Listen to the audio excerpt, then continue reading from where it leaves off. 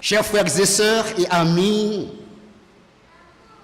chers auditeurs des 3 stations de radio, Radio Sentinelle, Radio Logos et Radio 4VH, certaines fois et même très souvent, nous éprouvons de la tristesse, du chagrin et du remords à cause de la diminution de l'amour de nos amis pour lesquels nous avons une grande appréciation. Quand notre position de père, de mère, de mari, d'épouse n'est pas honorée à sa juste valeur, et cela pour des raisons que nous oublions, que nous ne connaissons pas, nous nous sentons fades de sens. Si, en tant qu'enfants, nous constatons une tiédeur considérable dans l'amour de nos parents à notre égard, notre joie familiale commence immédiatement à diminuer. Face à un tel état de fait, l'objectif de chaque personne se trouvant dans cette situation, c'est de voir un renouvellement de l'amour de l'autre à son égard. Et ce but, une fois atteint, ce but tant souhaité, une fois atteint, notre joie connaîtra un certain essor considérable. Si la situation est aussi vraie pour les êtres humains, qu'en est-il de Dieu? Chers frères et sœurs et amis, chers auditeurs, Dieu éprouve les mêmes sentiments que chacun de nous. En d'autres termes, les 3 personnes de la Trinité aspirent au même objectif pour ce qui a trait à la diminution de l'amour des croyants à leur égard. Pour vous aider à saisir l'importance de notre amour pour le Créateur, pour notre Dieu, je me propose de vous entretenir autour du thème « Renouvelons notre amour pour notre Dieu ». Renouvelons notre amour pour notre Dieu, c'est le thème autour duquel que le Saint-Esprit va vous parler.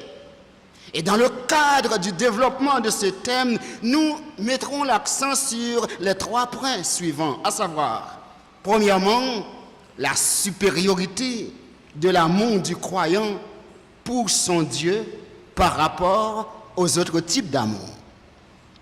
Deuxièmement, nous parlerons des raisons pour lesquelles nous devons renouveler notre amour pour Dieu. Et troisièmement, nous aborderons les implications d'un amour renouvelé pour notre Dieu, notre berger par excellence. Essayons donc de voir, chers amis, l'un après l'autre, ces différents points. Le premier point est ainsi formulé: la supériorité de l'amour du croyant pour son Dieu par rapport aux autres types d'amour. D'une manière générale, chers amis, en Jésus-Christ, il existe 9 catégories d'amour. 9 catégories d'amour, à savoir, premièrement, l'on parle de l'amour paternel, ou l'amour qu'un père éprouve pour ses enfants. Et dans l'assemblée, il y a beaucoup de pères. Et vous savez ce que je vous parle. Deuxièmement, l'on parle de l'amour maternel, qui n'est autre que l'amour qu'éprouve une mère pour ses enfants. Un amour profond, un amour dont la profondeur est indescriptible. Car beaucoup de pères peuvent abandonner leur enfant, mais s'agissant d'une mère, cela ne se fera jamais. Troisièmement, l'amour filial ou l'amour que les enfants ressentent pour leurs parents. Vous qui êtes aujourd'hui père, mère, vous avez des parents, vous savez la profondeur de leur amour pour vous et quant à vous aussi. Vous attendez à ce que vos enfants vous témoignent leur amour. Quatrièmement, l'on parle de l'amour sentimental. Et les littérateurs parlent de l'amour lyrique. Et c'est cet amour qui permet aux célibataires de changer de position. Une position à laquelle on aspire toujours en tant que célibataire. Position d'homme marié, position de femme mariée.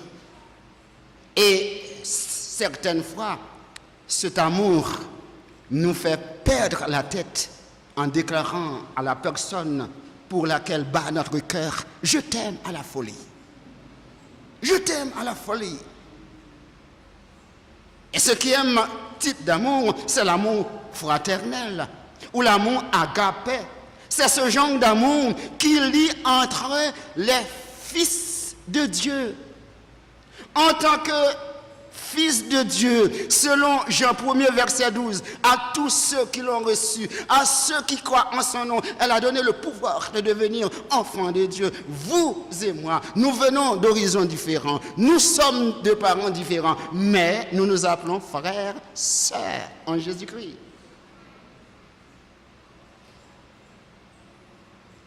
Sixième type d'amour, c'est l'amour familial.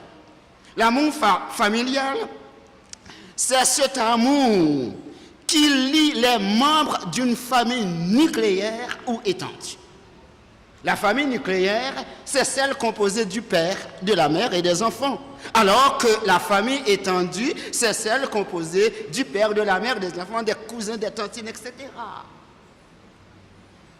Mais entre les membres de ces familles, il y a un amour qui se dégage, au point que nous disons souvent, entre l'arbre et l'écorce, il ne faut pas s'enfoncer le doigt. Cela veut dire que, en dépit du fait que vous pouvez constater qu'entre les membres d'une famille, d'une même famille, ils sont en train de s'entre-déchirer, mais quant à une tierce personne, elle doit prendre ses précautions pour ne pas s'enfoncer les doigts. Le septième type d'amour, c'est l'amour patronal. Tous les patrons, chers amis, le patron quel qu'il soit, ressent un amour particulier pour ceux qui travaillent avec lui, pour son personnel. Parce que son personnel représente l'une des bases de l'existence de son entreprise.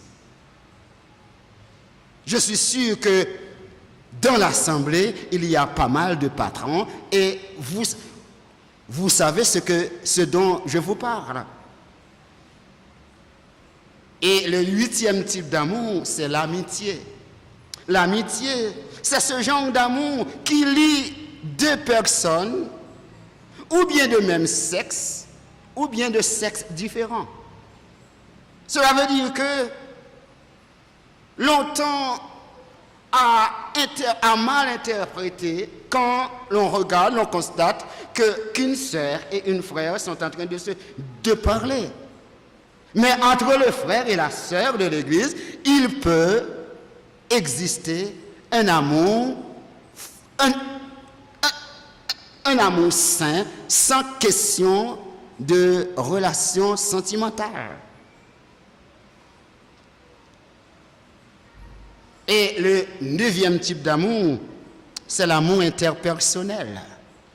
Entre les membres du personnel d'une entreprise, d'une institution, il y a un amour qui se dégage. Et c'est cet amour qui vous donne l'occasion de prendre la décision de partager votre boîte à lunch avec l'un de vos camarades. Mais ce dont nous devons savoir, Ce dont que nous devons savoir, c'est que, en dépit de la profondeur, en dépit de la largeur de ces différents types d'amour, leur durée est passagère. En dépit de la profondeur, en dépit de la largeur de ces différents types d'amour, de ces différentes catégories d'amour, leur durée est passagère. Et leur fin peut être provoquée soit par la séparation physique ou la mort, soit par le temps entraînant leur vieillissement, soit par la division et finalement, soit par un changement de lieu, de pays. On dit souvent loin des yeux, loin du cœur. Mais pour ce qui concerne, chers amis, notre amour pour Dieu, pour notre Créateur, pour notre Rédempteur, pour notre berger fidèle, nous commençons à l'expérimenter depuis le jour de notre conversion et nous continuerons encore à l'expérimenter jusque dans l'éternité bienheureuse. Et c'est pourquoi la Bible dit, le ciel et la terre passeront, mais ma parole ne passera point. Donc, tous ceux qui croient en Jésus-Christ sont intimement attachés à Dieu par un amour 1000 fois supérieur par rapport aux autres types d'amour. Et c'est cet amour qui a contraint le Seigneur à baptiser la félicité éternelle du sein d'Abraham. Entre Abraham et le Dieu vivant et la Trinité sainte, il y a un amour se dégage de telle manière que la Trinité se voit dans l'obligation de donner la raison sociale comme raison sociale à la félicité éternelle, le sein d'Abraham.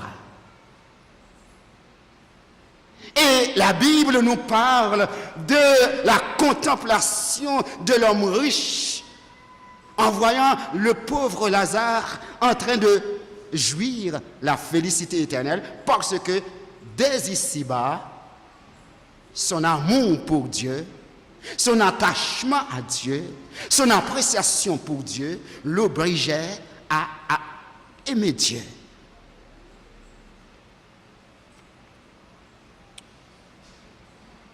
Le deuxième point que nous allons considérer concerne les raisons pour lesquelles un tel renouvellement s'avère nécessaire.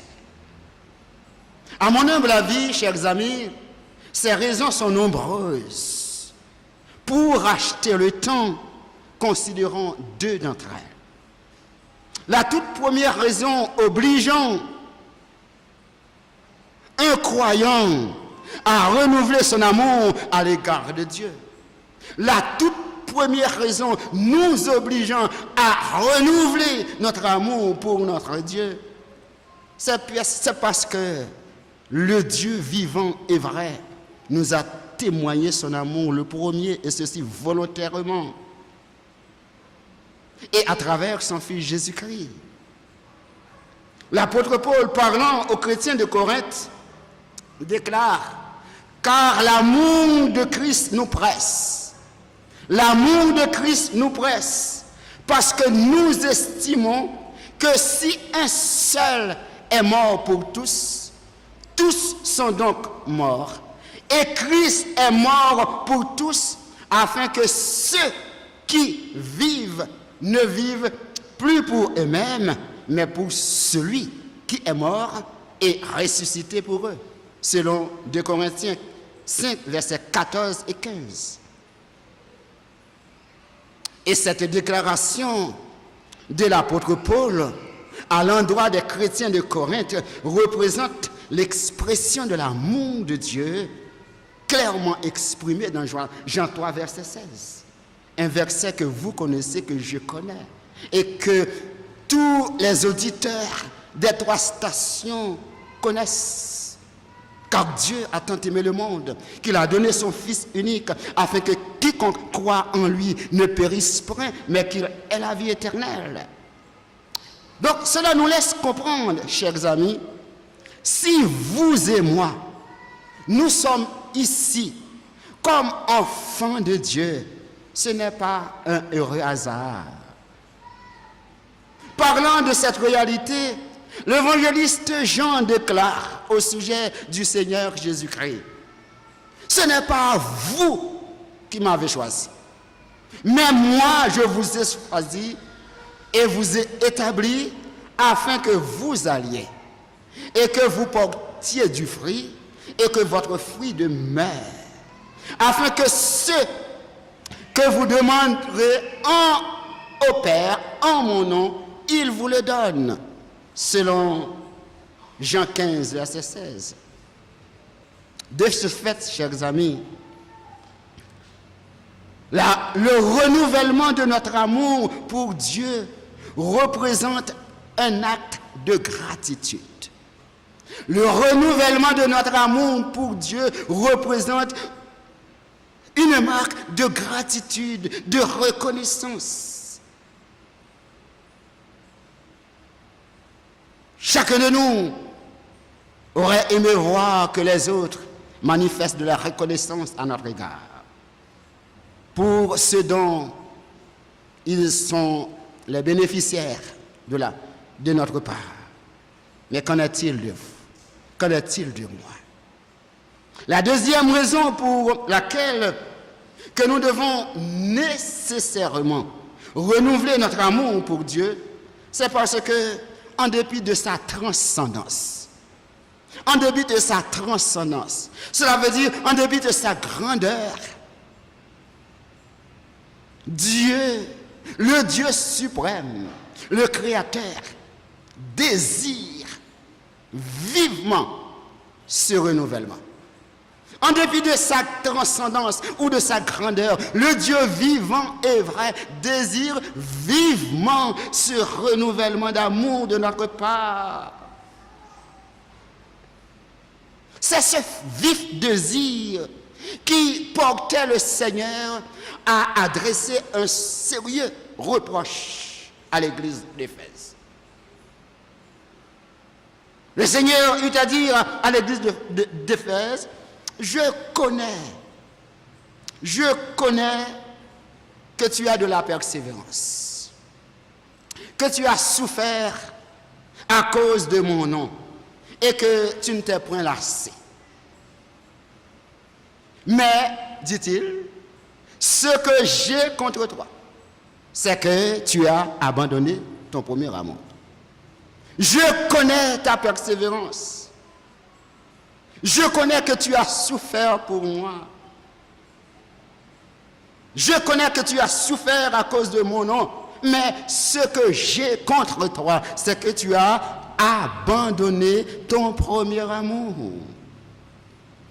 À mon humble avis, chers frères et sœurs, par cette déclaration, Dieu qui demeure le même en tout temps, qui demeure le même hier, aujourd'hui, éternellement, qui aimait les chrétiens de l'église d'Éphèse,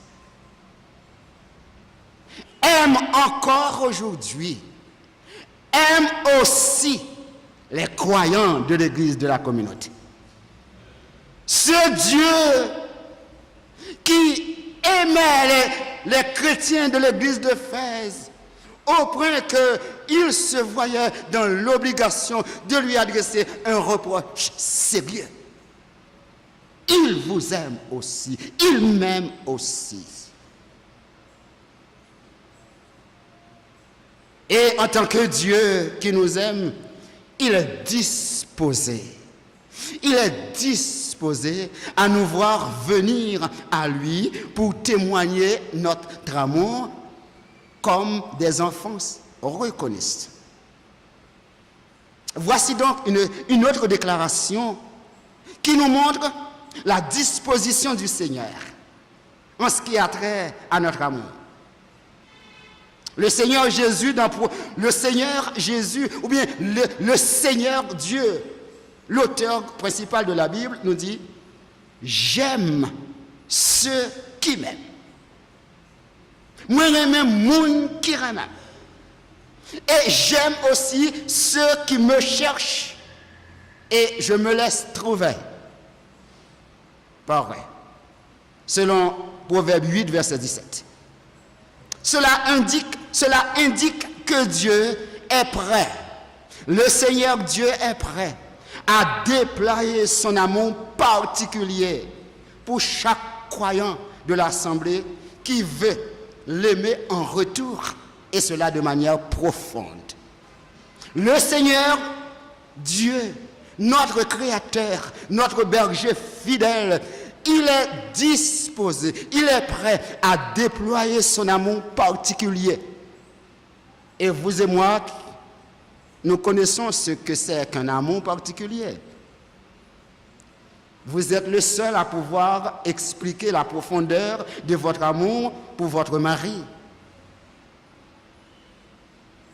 Et vice-versa.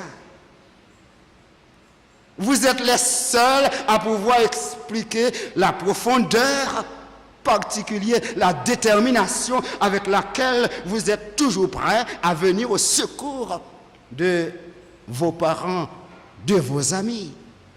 Alors, je veux parler de la particularité de cet amour. David, chers amis, représente un serviteur à imiter. David, chers amis, représente un serviteur à imiter, un adorateur à imiter ou un serviteur à imiter. Pourquoi? C'est parce que il a compris la dimension de l'amour de Dieu qui à son égard, et David a pris son temps pour faire une déclaration d'amour au Seigneur. David a compris la dimension de l'amour de Dieu à son égard, un amour particulier que le Seigneur lui témoigne, et David a pris son temps pour réfléchir et voir les raisons pour lesquelles il doit aussi faire une déclaration d'amour au Seigneur. Et cette déclaration d'amour, nous la trouvons au psaume 18. Voici ce que David lui a dit. David lui a dit, « Je t'aime, ô Éternel. Je t'aime, ô Éternel, ma force. Éternel, mon rocher, ma forteresse, mon libérateur, mon Dieu, mon rocher où je trouve mon abri. Je t'aime. » Il continue pour dire, mon bouclier, la force qui me sauve, ma haute retraite, je t'aime. Selon Psaume 18, versets 2 à 4. 2 à 3, pardon. Alors, si David représente ce genre de serviteur à imiter, ce genre d'adorateur à imiter, si il a pu trouver les mots pour présenter sa déclaration d'amour au Seigneur, qu'en est-il de vous et moi? Avez-vous l'aptitude d'entrer en vous-même et de constater tout là où le Seigneur vous a pris et les chemins qu'il a parcourus avec vous? Et maintenant, là où il vous met, pour lui faire une déclaration d'amour. Chers amis, une fois arrivés chez vous, je vous invite à entrer en vous-même et à demander à Dieu de vous donner la sagesse pour imaginer et mettre sur du papier les raisons pour lesquelles que vous devez faire votre déclaration d'amour vous-même à Dieu. Et je suis sûr que vous me comprenez. Parce que au moment où vous avez eu affaire, votre déclaration à votre femme, à votre mari, j'imagine déjà le temps que vous avez pris, la sérénité avec laquelle vous avez écrit cette déclaration d'amour. Pour un renouvellement authentique de notre amour à l'égard de Dieu, il ne s'agit pas seulement de considérer la supériorité de notre amour pour le Dieu vivant et vrai. Il faut également tenir compte des raisons pour lesquelles cet amour renouvelé est aussi nécessaire. Mais surtout, il faut tenir compte des implications d'un amour renouvelé. Chers amis, le Dieu que nous servons est un évaluateur parfait. En évaluant la persévérance de l'église d'Éphèse, le Seigneur a fait ressortir non seulement la faiblesse de cette église, mais il a pris du temps pour lui faire la recommandation à suivre pour remonter la pente. Le Seigneur, en tant qu'évaluateur parfait, il a non seulement fait ressortir la faiblesse de l'amour des chrétiens de l'église d'Éphèse à son égard, mais encore, il leur a donné la recommandation à suivre pour remonter la pente. De ce fait, la première implication d'un amour renouvelé consiste, premièrement, à suivre la recommandation que Dieu avait faite à l'église d'Éphèse. Et cette recommandation, nous la trouvons en Apocalypse 2, verset 5, une recommandation en 3 phases. Dieu leur avait dit, souviens-toi d'où tu es tombé. Repens-toi et pratique des premières œuvres. Une recommandation en 3 branches. Souviens-toi donc d'où tu es tombé. Repens-toi et pratique tes premières œuvres. Cette recommandation du Seigneur nous met dans l'obligation, chers amis, comme les Éphésiens, de faire une action volontaire.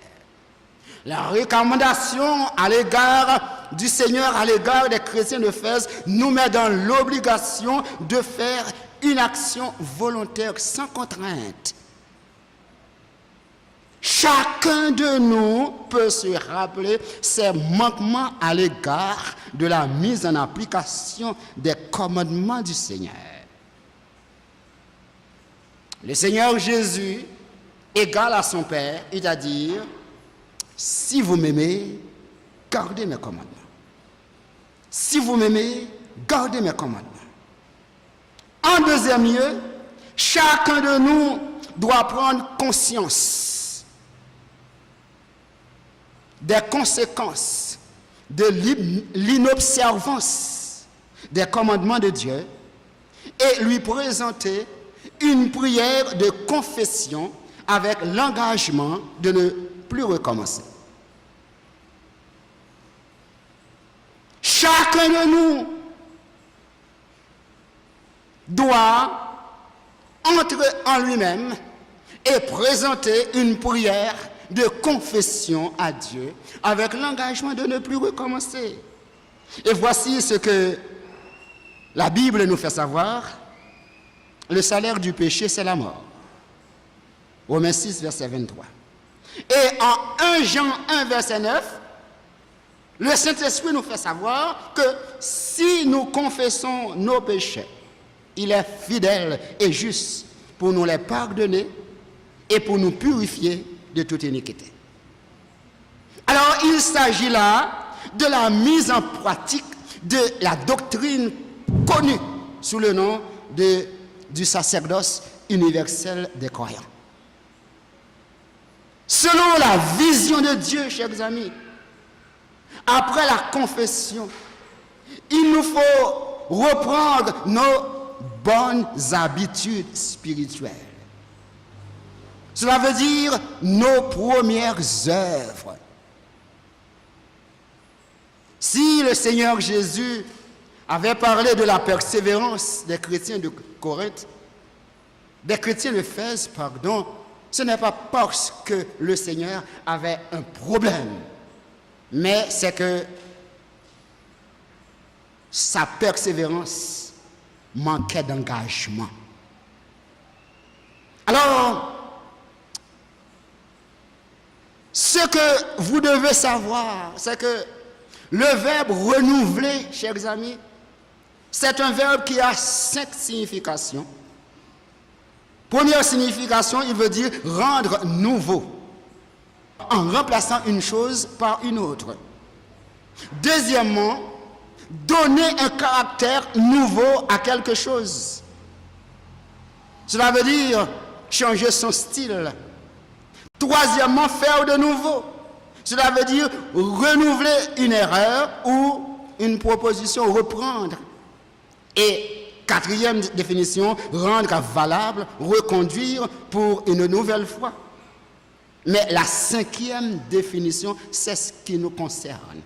Et la cinquième définition veut dire ranimer, raviver.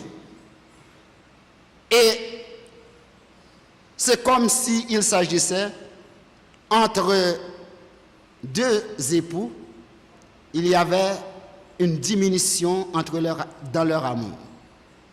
Un jour, les deux époux, les deux conjoints réalisent les conséquences de cette diminution. Et volontairement, ils s'engagent dans la voie de la réconciliation. Et dans la voie de la réconciliation, en donnant du sang neuf à leur amour. Ranimer, cela veut dire donner un gain d'espoir.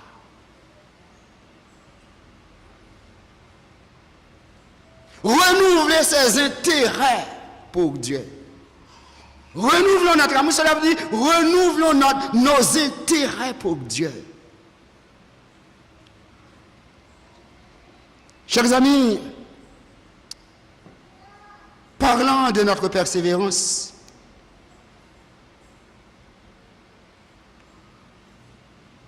le jour de notre conversion,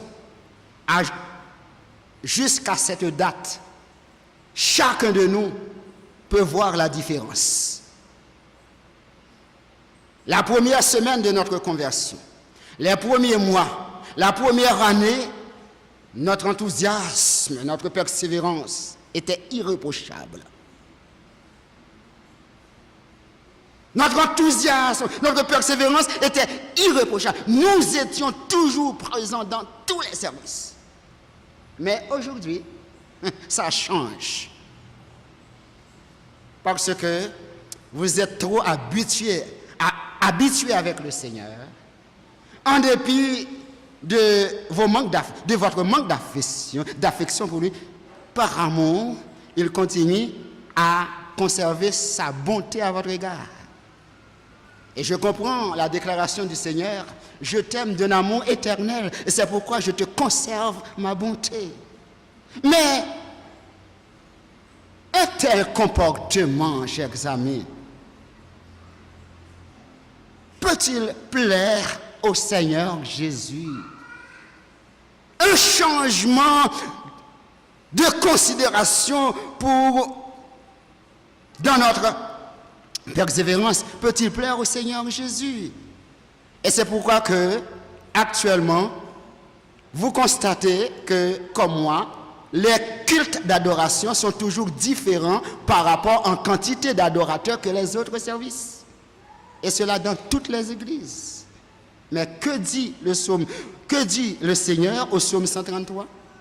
Oh, qu'il est doux, amen, qu'il est agréable pour des frères de demeurer ensemble. Demeurer ensemble ne veut pas dire seulement se rassembler les dimanches. Aujourd'hui, on peut dire que la majorité des croyants sont des croyants endimanchés. La majorité des croyants sont des croyants endimanchés. Ils viennent adorer le Seigneur seulement le dimanche et au cours de la semaine, ils sont occupés dans leurs affaires.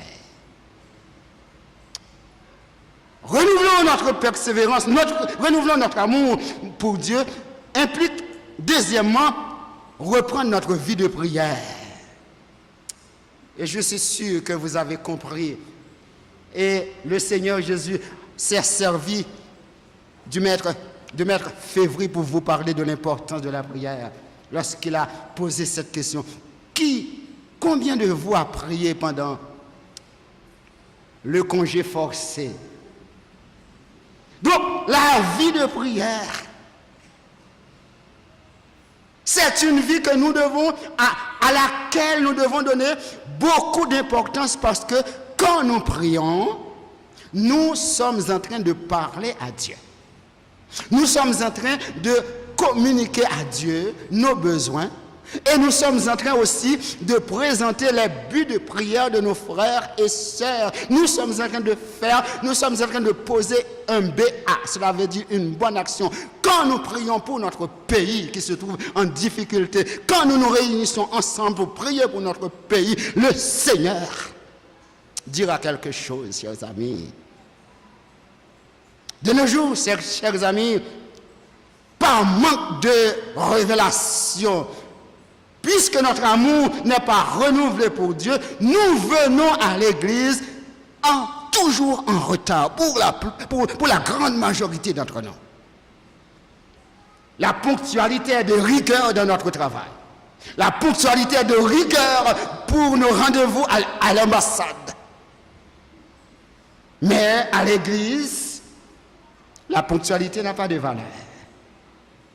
Alors que la première personne à s'asseoir sur votre chaise, la première personne qui, quand vous avez chanté bienvenue Saint-Esprit, non, c'est un manque de respect. C'est le Saint-Esprit qui vous accueille d'abord quand vous venez à l'église. Là où 2 ou 3 s'assemblent en mon nom, je suis au milieu d'eux. Cela veut dire, si le roi des rois est là, si le Créateur est là, si le Dieu souverain est là, si celui qui tient notre vie est là, qui contrôle notre existence est là, pourquoi nous sommes en retard?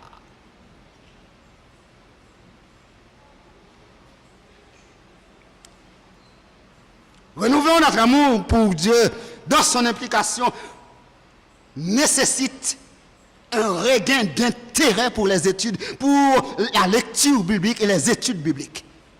Quand nous prions à Dieu, nous sommes en train de lui parler. Mais quand nous lisons notre Bible, nous accordons à Dieu l'opportunité de nous parler. Car la Bible porte le nom de la révélation écrite de Dieu. Donc, dans les activités de prière et les études bibliques, il y a 2 actions qui se complètent. La prière, vous parlez à Dieu, je parle à Dieu, alors que à travers les études bibliques, à travers la lecture quotidienne de la Bible, Dieu nous parle. Pourquoi? Pour quelle raison? Pour nous faire comprendre son plan d'amour pour nous. Pour nous faire comprendre ses projets pour nous. Pour nous faire comprendre la dimension de la profondeur de son amour à son égard et pour nous faire aussi comprendre la disposition avec laquelle il est toujours disposé à venir à notre secours. L'implication, l'avant-dernière implication, c'est la négligence des croyants face à leurs responsabilités au sein de l'Église. Les frères et sœurs ont des responsabilités dans l'Église, mais cette responsabilité est toujours reléguée à l'arrière-plan.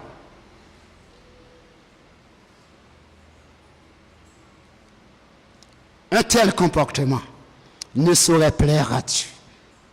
Et dernière implication, c'est le refus des croyants le refus des croyants de participer à la vie financière de son Église. Le refus de la majorité des croyants. Toutes les églises en général, leur vie financière repose sur une petite minorité. La grande majorité refuse de participer volontairement, et ceci pour des raisons inavouables et inavouées. Mais quelles que soient les raisons pour lesquelles un serviteur de Dieu, quelles que soient les raisons pour lesquelles un serviteur de Dieu croit devoir refuser de participer à la vie financière de l'Église, commet un péché. Parce que l'Église en général, qu'elle soit petite ou grande, représente une institution qui doit s'intégrer dans la communauté. S'intégrer dans les activités sociales, intégration dans les activités communautaires sous plan de santé, etc. Donc, pour faire toutes ces activités, pour répondre à sa mission sociale, il faut nécessairement la participation des membres de cette Église à la vie financière de l'Église. Alors, pour vous engager dans cette voie, la Bible nous donne un ordre. Dans Malachie 3, verset 10, apportez à la maison du trésor toutes les dîmes, afin qu'il y ait de la nourriture dans ma maison. Chers amis, le Dieu que nous servons n'est pas un Dieu qui plaisante. Quand il donne une recommandation, et pour des raisons propres à la personne, et que la personne piétine cette recommandation, il y a des conséquences graves. Le Seigneur, il t'a dit, pratique des premières œuvres, sinon je reviendrai. Amen. Sinon, je reviendrai et je viendrai à toi et j'ôterai ton chandelier de sa place, à moins que tu te repentes. Je ne vais pas jouer avec. Les bonnes recommandations, s'ouvre les points, s'ouvre les agis, moi avant, ma béni, mais si vous parlez, moi j'ai une bénédiction. Et non seulement moi j'ai une bénédiction, cela veut dire que le Dieu que nous servons réagit de manière que nous ne comprenons pas. Il semblerait, chers amis, que malgré la recommandation du Seigneur, à l'endroit de l'église de Corinthe, mais on a eu à faire table rase de la recommandation du Seigneur. Savez-vous ce que rapporte l'histoire? Et la ville d'Éphèse, ainsi que l'église d'Éphèse, connut un déclin. La ville d'Éphèse et l'église d'Éphèse connurent un déclin.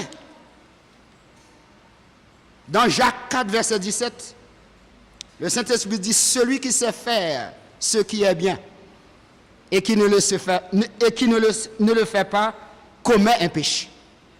Celui qui sait faire ce qui est bien et qui ne le fait pas pour des raisons que je ne sais pas, pour ses raisons personnelles, mais il ne le fait pas, la Bible dit, celui qui sait faire ce qui est bien et qui ne le fait pas, commet un péché. Et que dit la Bible encore? Le salaire du péché, c'est la mort. Alors, chers frères et sœurs, si vous voulez attirer les regards de Dieu sur vous, si vous voulez attirer les bénédictions, et ceci avec raison, sur vous, je vous demanderai aujourd'hui même à prendre la décision formelle de renouveler votre amour pour Dieu. Et une fois arrivé chez vous, comme je viens de vous le dire, prenez votre temps, et je vais faire de même. Prenez votre temps et construisez votre déclaration d'amour à Dieu. Et vous verrez comment Dieu interviendra dans votre vie. Qu'il en soit ainsi pour vous et pour moi.